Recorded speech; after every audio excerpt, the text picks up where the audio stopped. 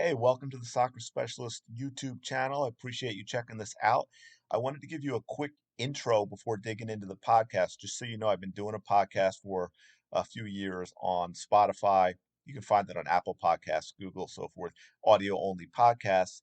And I realize there's probably a lot of people who check out YouTube and don't listen to traditional podcast platforms. And YouTube also now has a podcast category for uploading. So I wanted to start uploading some of my podcasts onto YouTube.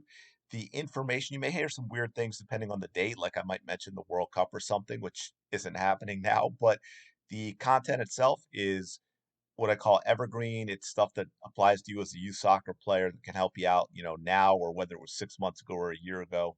And so it's valuable information. It's not dated information, even though the podcast might have been, 6 months ago. So hopefully you would enjoy this. If you do, please give it a like or subscribe. It really, really helps out the channel, and I do appreciate it. And let's dig in.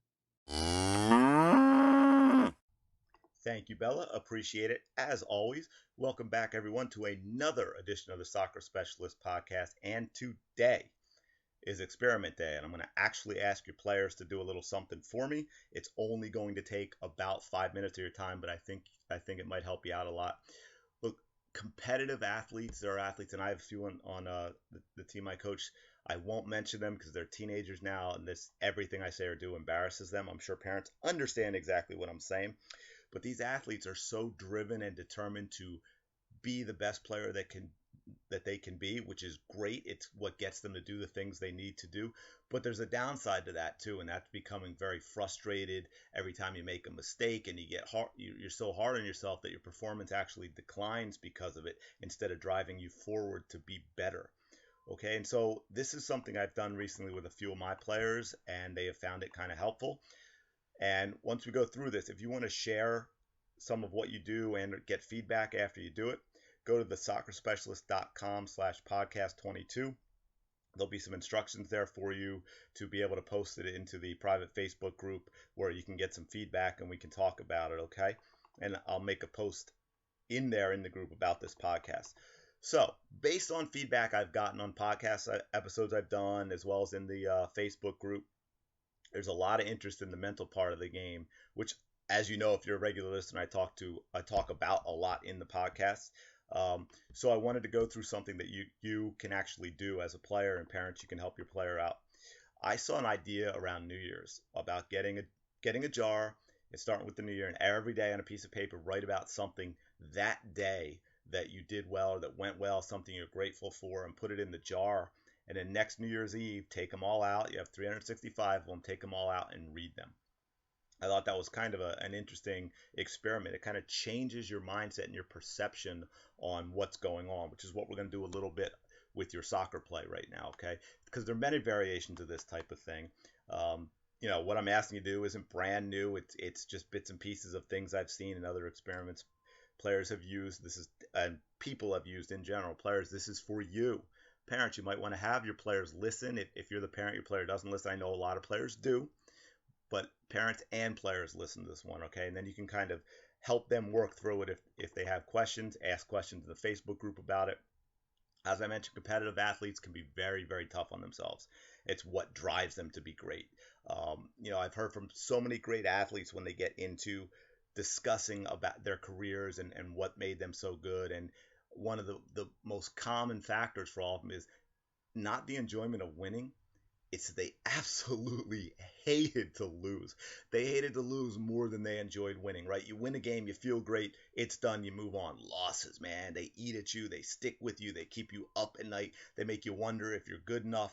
And this attitude is what drove them to excellence. It's what had them stay after practice and continue to put in the work, to put in the work on their own, to get into the gym and get stronger, to get out on the field and get faster, to be out there on their own on a Friday night getting touches on the ball while teammates are going to parties or movies or the school dance or whatever it is to do that gets them in trouble and doesn't improve their soccer game. However, as I mentioned, this is kind of a double-edged sword too, because it can also lead to you getting too frustrated, to always getting down on yourselves, to always be in a negative state of mind that then has you always unhappy with your game and actually decreases your performance and keeps you from becoming the player that you can be. And so there's that balance between the two, because if you're always frustrated, you're always down on yourself for every single mistake, if nothing you do is ever good enough, it puts a heavy burden on yourself, man. That weighs you down big time, and it slowly eats at your confidence. And as your confidence goes, your performance goes, your confidence goes a little more, and eventually your ability to play the game dramatically decreases. You just are not the same player. And so you need balance between never good enough and being proud of yourself for what you have accomplished so far and what you are capable of doing going forward. If you get that too far out of whack either direction, you don't want to get beyond proud to where you're so arrogant that you stop putting in the work either, right? But if you get too far in either way to the extreme, improvement stops. And I get it. I was very, very, very competitive. I took everything was personal to me. I played with a chip on my shoulder. Nothing was good enough. Every time I had the ball, I should be able to beat the defender. Every shot I took, it had to go in. I mean, and if it didn't, that was crazy. It had to go in because it always had to be perfect. So I get it. And athletes like you are driven to be great. You always have the questions in your head. How do you improve? Why are you not getting better? Am I ever going to be good enough? Can I really do this? Do I deserve to be here? Right? I need to push harder. There's so many things I need to improve upon, right? For those of you who are competitive and driven, you understand exactly what I mean because you have these questions all the time, and that's fine. That's the competitor in you. It's what drives you to keep getting better. But it's also important to recognize what you've accomplished along the way, what you've already done, and to pump yourself up once in a while. Give yourself a little credit for what you've done. Remember, ultimately, the game is fun. That's why you play it, right? It's okay to smile. It's okay to laugh. You can still be intense. You can still be focused. You can still be committed and driven to becoming your best while smiling too. Okay? It's all right to laugh. It's a good thing. I've told my players in the past, and sometimes when they're struggling a bit, or when I'm trying to get them to dig a little deeper and put in the intensity and the effort. Do you remember when you were 5, 4, 6, whenever it was, and you basically had to stand a step away from the goal line, run up to the ball with a big swing, and maybe if you hit it at all, you'd hit it hard enough for it to roll into the goal, right? And then I said, look at you now. Isn't the game more fun the better you become, where you can do more things, you can be more creative because you have the technical skill to pull it off, right? And to realize how far you've come from that little boy or girl when you first started. And I think sometimes we forget that too often, that how far players have come on their journey. So we're going to do that right now, okay? I want you to set a timer for 5 minutes. During that time, I want you to write down nothing but positive things. This is a brain dump. Don't censor yourself. Whatever comes in your mind that's positive about your game and your journey, your experience, write it down. Things you have accomplished, obstacles you've overcome, things you're proud of, any wins, big or small. And I don't mean game wins. I just put it all down. It could be, a simple matter of a scissor in a game for the first time, your first goal, heck, your first pass with your opposite foot, all of it. The time your team played with no subs against a rival and you maybe you even lost, but you played so much better than you thought you were capable of, okay? Anything you can think of, a pass, a move, digging deep in a game when you were hurt or tired, you know, anything positive, write it all down, okay? There's no censorship to it. It doesn't have to be something huge or a bicycle. It could be the first time you were asked to take a corner kick and you actually hit one in towards the penalty spot. Maybe it's the first time you actually reached the goal on your corner kick, all right? Any little thing, I want you to write it all down, all of it. Don't stop for 5 minutes, pen to paper. Yes, actually write, okay? Write it. Take a second after you're finished. Now read it. Let it sink in. Check out that long list, okay? Really pay attention to what you've written down and think about it for a minute. And then now I want you to answer these questions.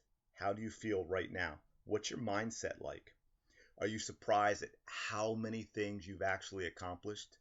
Right? Are you inspired by what you've done? You say, hey, wow, that player's done a lot of things. Are you motivated, proud? Because guess what? That player is you. It's you. You're the amazing player. You're the one that's come a long way.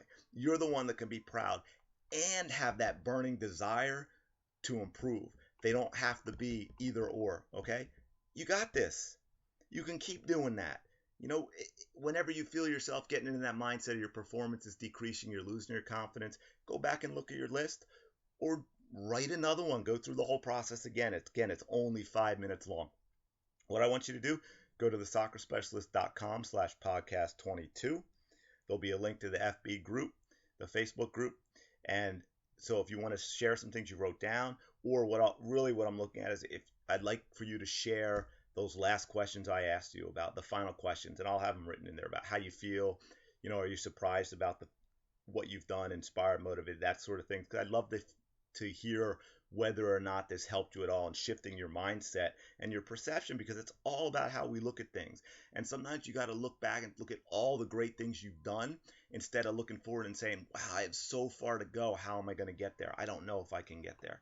Sure you can. Just keep doing what you've been doing to this point, okay? So hopefully this helped. Please check out thesoccerspecialist.com/podcast22 as I just mentioned, and we will talk to you later.